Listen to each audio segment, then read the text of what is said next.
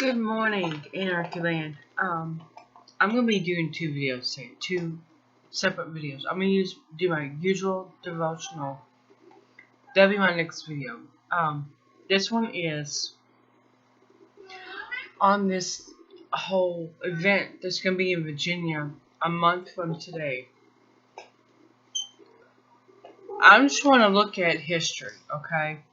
Seriously, Kat, I don't have time for this. I'm sorry, I don't. After World War One, a lot of the soldiers that got drafted, it was called selective service. In other words, they were being drafted, but not drafted. They went in front to Wall Street and pulled a number out of a little fishbowl, and they got it. After they came back and they were back a couple years, they realized that they didn't make the money they should have. And they would have been making if they'd been here working their regular jobs. So they got Walter Walters to lobby. And what he got was an adjusted compensation. It went through Congress and Senate. It was Congress and Senate that put the whole bonus thing on it. Yeah, I'm talking about the bonus army. It was Congress and Senate that put the bonus on the bill. But there was a draw, as there always is. They couldn't get it until 1941. They had bonds, everything. But they couldn't get it until 1941. Now, this was in the 1920s. And they were okay with it because, well, things looked good.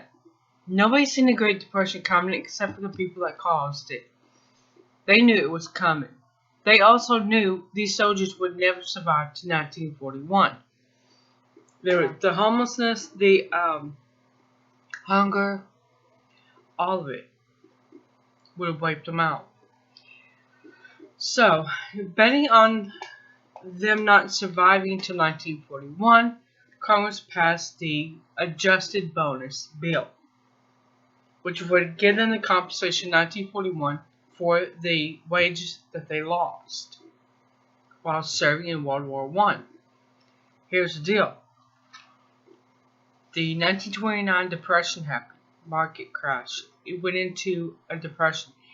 They needed those wages then. They didn't have 10 years to wait.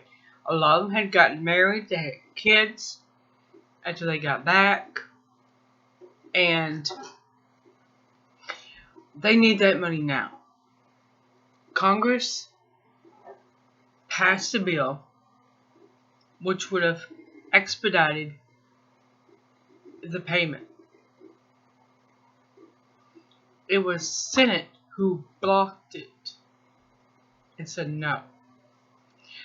Keep in mind, Hoover was still president. He was not a fan of just giving people money, even if it's money that was rightfully theirs. And they would have earned had they not gone to war that Woodrow Wilson got them into.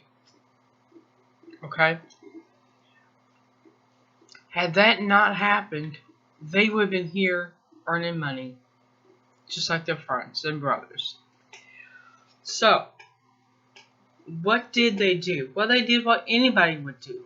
They went to their nation's capital and lobbied. It's a sensible thing. They weren't violent. It was peaceful lobbying, saying we need this money now. Not 10 years from now, but now. This depression and the market crash changed everything. They were content to wait to 1941 when things were going good. However,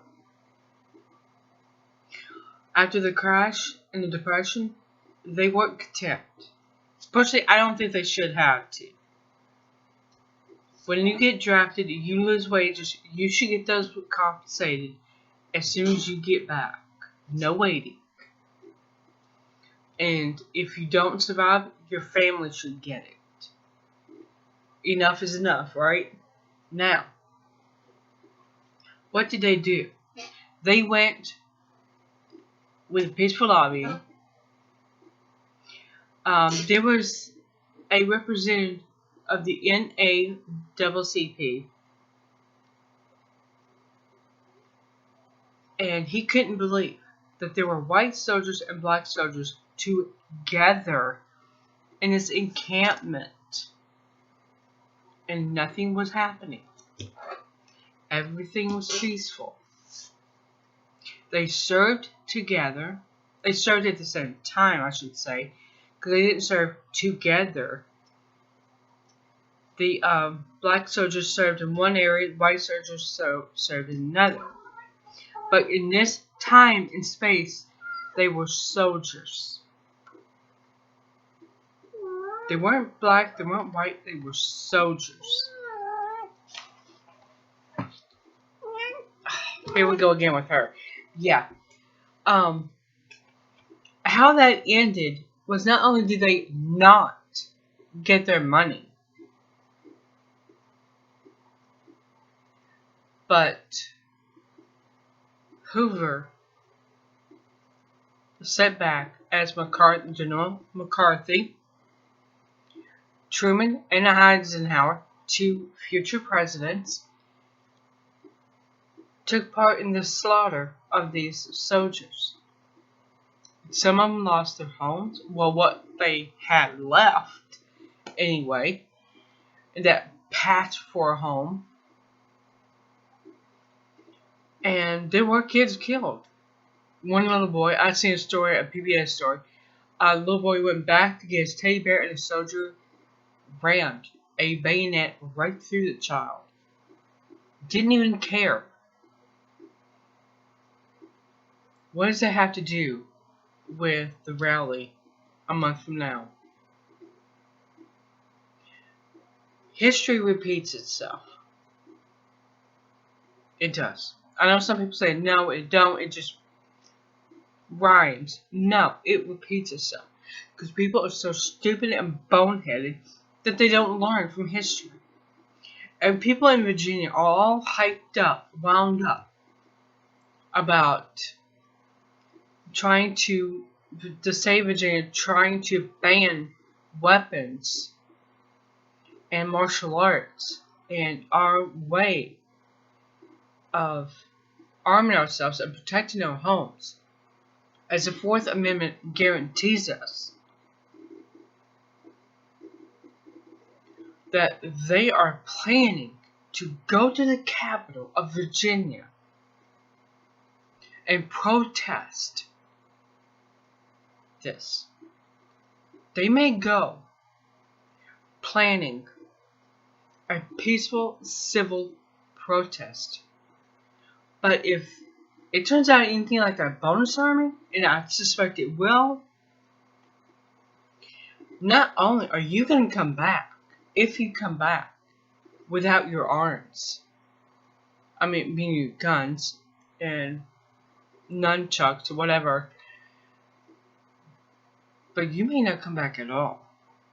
Just like some of the members of the bonus army, they didn't make it back. I mean, they didn't have anything to go back to, granted, because they lost their homes. They went there with a peaceful protest in mind.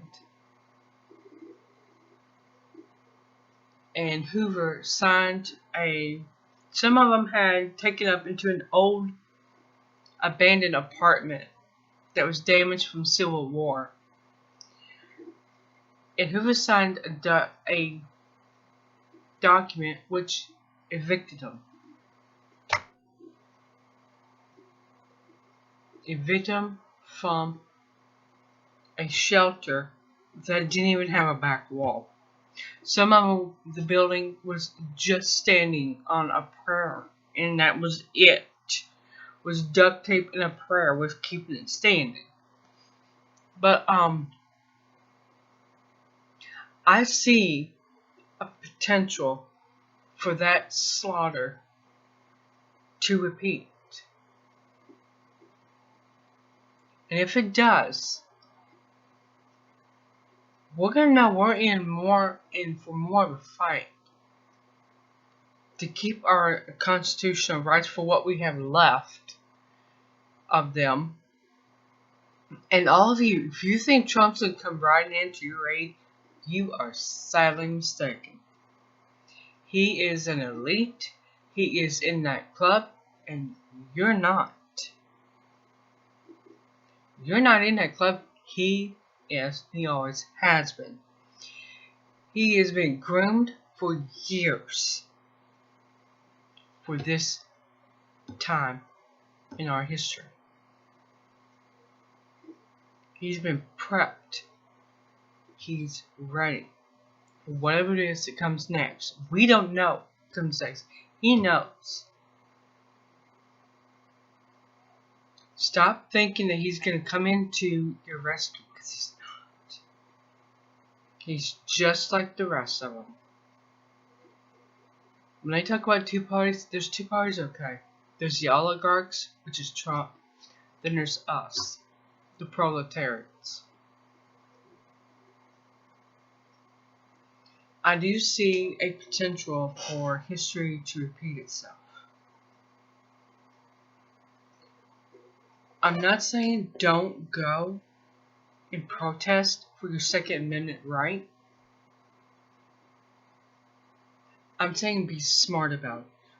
Do some research. I'm going to give you some links so you can do a quick study of the bonus army and understand what happened, how things went wrong,